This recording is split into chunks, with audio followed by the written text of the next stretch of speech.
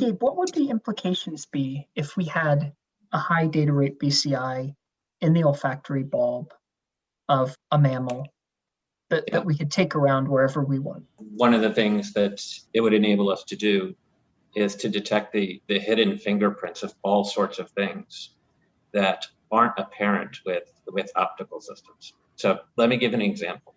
It's kind of like the advent of machine vision. If you have machine vision and you look in the back of a truck, you could see in the back of that truck, hey, there's 10 boxes back here. There's 3 pallets. These are the sizes of the boxes. If you had a system that was capable of this broad diversity and sensitivity for airborne molecular detection, you would be able to tell things like, there's an orange in that box. You might be able to tell things like, it's not just an orange in that box, but the orange in the box is from Valencia. So different oranges have different scents. You'll be able to tell, is there an invasive species on board? Are there amphetamines present? Where was the truck previously at? So it's picking up all these senses that's driving. All of these chemical signals are contained within that sense space. With a sensor like this, it would be phenomenally incredible. It would impact a lot of different industries. It would impact the food and beverage industry, certainly. Human, safety and health. It would impact medical diagnostics. We know that a lot of different diseases have unique scents. We know, COVID, right? You've seen all the papers that have come out on COVID detection with dogs detecting it with extremely high fidelity and reliability. And they're picking up the volatile organic compounds of those diseases. So all of these things in the world, both man-made and natural, a huge number, if not the majority of them, have a unique fingerprint. And that's becoming really critical in the world, right? It's becoming critical because we have the massive movements of people and goods across borders.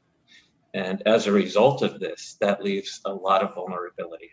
But we also have material goods that are coming across borders that are dangerous in a lot of ways. We introduced invasive species here, in Pennsylvania. We have nightmare scenarios right now because of all the different invasive species that have come over from Asia and are destroying the wildlife here and crops and things like that. So there's really no detector that's good enough to do that.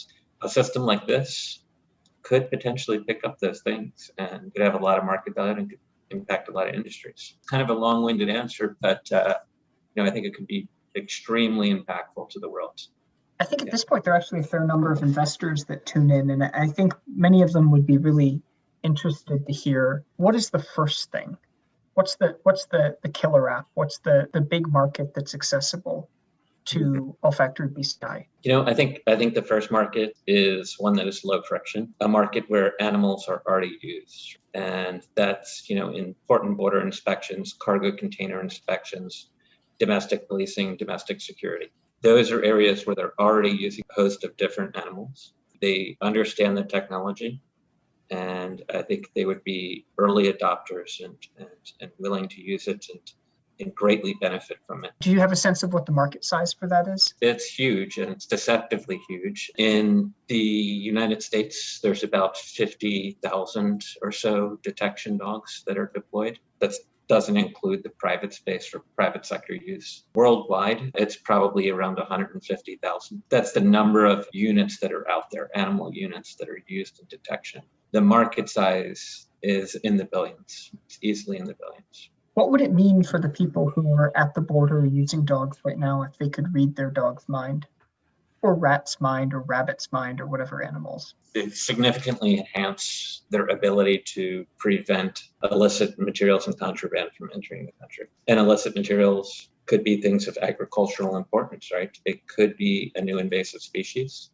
It could be meat products that should not be entering the country. It could be a new form of explosives. In our meetings with different security forces in the EU had informed us that, a lot of different terrorist organizations switch up the chemical compounds because they know existing ones might be detected. They're clever enough to re-engineer the explosives to get them through. It might be narcotics, different forms of drugs, cash, electronics, all sorts of things.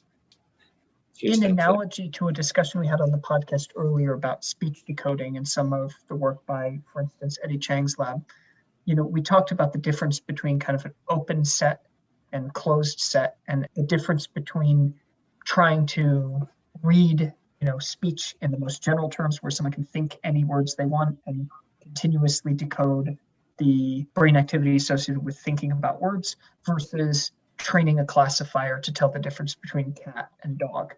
I'm curious, when you think about what an olfactory BCI would look like, do you think that it's going to be more the case that you're training on specific compounds or training specific classification tasks, or do you think you're going to be able to have a catalog and just go, that's TNT, that's spoiled meat, that's an invasive beetle?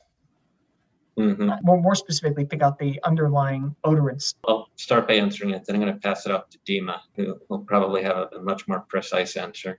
One of the things that we can do, and they do right now with detection dogs, is they'll train on a group of elements, right? And they'll put them all together. We can do that, right? So with explosives, there's 19,000 different types of known explosives that are used and things that are used to make the explosive that could be separated and then shipped. So it's an extremely large number. Being able to detect each one specifically and forming a catalog is one of our goals. We want to be able to have that sort of resolution to say specifically what it is. We're using a technique called federated learning. The idea is that training does not need to take place in one area. Animals all over the world can be trained on a scent, and then every other animal will be able to then detect that scent. That's one of our goals. How stereotyped are the brain maps across animals of the same species? From the engineering perspective, imagine if you have a set of identical receptors, let's say, and each you detect the signature of one odor and another on one detector, you can transfer the signature to different detectors and detect it with different instruments. Let's say all gas chromatographer can be synchronized. You can record the profile of very complex wine on one GC machine and another, and it will be more or less the same. With animals, it's harder, but we do believe that, by calibrating and synchronizing two different brain-machine interfaces on one and another animal, using some sets of odors as the fiduciaries or anchors, we can align each other's noses and make them more or less working in sync. So when a new odor will be detected by one machine, we can detect the signature by another machine or by another animal. But that's to be discovered, to be done. From a biological perspective, all of us can be trained to discriminate Cabernet Sauvignon versus Pinot Noir, and we can do it in more or less the same way. And we have our olfactory world slightly different, but overall it's the same. Because we grow up in the same environment, we know the same odors, we've been told that this is apple and this is orange. So your impression when you smell a new odor, positioning this odor in space of other odors, will be more or less the same like mine, because we've been trained on the same set of odors initially. And that's actually give me a lot of hope that we can reproduce it with brain-machine interface. To be determined. And I will add this quickly. In terms of building that catalog, it's something that's continually expanding. Every time we upload the profile for a new detected scent, that's permanently there. This sensor is continually learning. It's speculated that animals can detect up to billions of scents. I'm not going to say trillions, but billions of different scents. So given an infinite amount of time, that catalog can keep growing and growing. You're referencing a paper by Leslie Vossel, right? Yes. I think that Rick Gherkin actually wrote a response to that paper, pointing out perhaps some deficits with it. Do we think that there are trillions of odorants, or do we think that it's potentially a smaller number? Matt, I know you like controversy, and I'm happy to step in here. I think this is a brilliant paper from Andreas Keller and Leslie Vossel and several others at Rockefeller. It's a beautiful paper with a very systematic psychophysics in humans about the human ability to discriminate between different mixtures. On some level, that's sort of maybe on a broader scale. I think it's quite a technicality, because what's I think really also very interesting about the paper is the scientific discourse, because they did the amazing thing in actually immediately publishing the entire data set they collected, every single bit of raw data, together with that paper. So everyone could look at it and try to understand exactly how did they come to their conclusion. And there were quite quickly afterwards two very interesting discussions emerging from that paper. One was along the line of discussing the specific statistics in the paper, which was a very useful thing.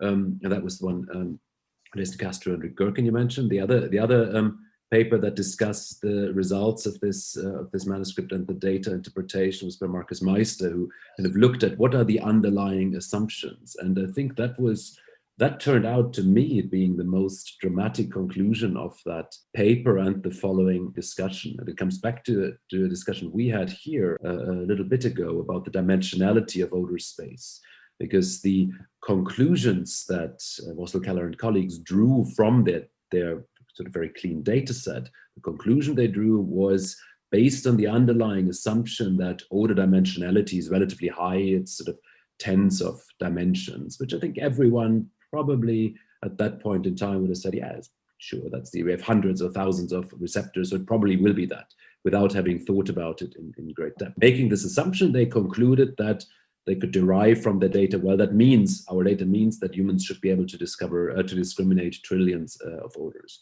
Turns out that to date, even, no one has really figured out what that dimensionality of odor space really is. So I think, to me, that paper, I think, is a particularly good example that transparently, publishing work with data allows you to distinguish between the actual data and its conclusions quite well, and maybe derive very new, quite fundamental insights. The fundamental insights coming from that was that we need to understand better dimensionality of odor space. And there's still ongoing discussions about which are the best experiments to actually tackle it. So the conclusion, certainly from today's perspective, is, well, we still don't know whether humans can distinguish trillions of odors. So that kind of, you could say, well, in that superficial sense, the conclusion of that paper is wrong. But I think it's much, much deeper and more informative than that. Leslie Vossel is very active on Twitter, and now you just said the conclusion was wrong. You're going to get skewered, Andreas. That's fine. That's fine. I think she agrees that superficially that conclusion is wrong. I would add even a little bit more. I very much agree with Andreas' take on this paper, because it's a fantastic data set. But this brings us again to the dimensionality, and the factor of dimensionality actually affect the exponent there. So the estimate was humans can discriminate 10 to the power of 12 odors, but this number 12, depending on dimensionality, can vary from 2 to 22. So that actually worrisome, because if you don't know dimensionality, this exponent is not very, very precise. So I'm very happy for that paper because it provokes so much thinking. But I'm not very happy about this paper because I started reading in the books already that humans can discriminate trillion odors, and that's propagating of the meme that probably not yet scientifically established. So Matt, for the editing, my conclusion should actually be the conclusion of the paper at this point is still unclear whether it's trillions or not. Not necessarily that the conclusion is wrong. I mean, no one has shown that it's not trillions. It's like the clock that doesn't work, show twice a day at the same time. A funny anecdote with respect to the trillion odors. 2-3 years ago, so my lab and a couple of neighboring labs went for kind of a small day out. And one thing we did, we went to an indoor mini golf place. And it was one of those where at every stage of the mini golf, you had the option to answer a question on the screen. If you got the answer right, you could go a simpler course. If you got it wrong, you had to go the more difficult course. So we went and you got all kind of answered who was which actor in EastEnders and what's the capital of Idaho or whatever. And when we went to one stage, we looked up and the question was, humans can discriminate trillion odors, true or false? At an indoor mini golf court somewhere near White City in London. So, we said, that's not necessarily true. So we went there, we were told it was correct. We went to the manager and started having a discussion about that monitor. It didn't help us, but it was certainly quite a fun event for everybody. But we actually, observe the birth of a new meme. This is actually fascinating phenomenon.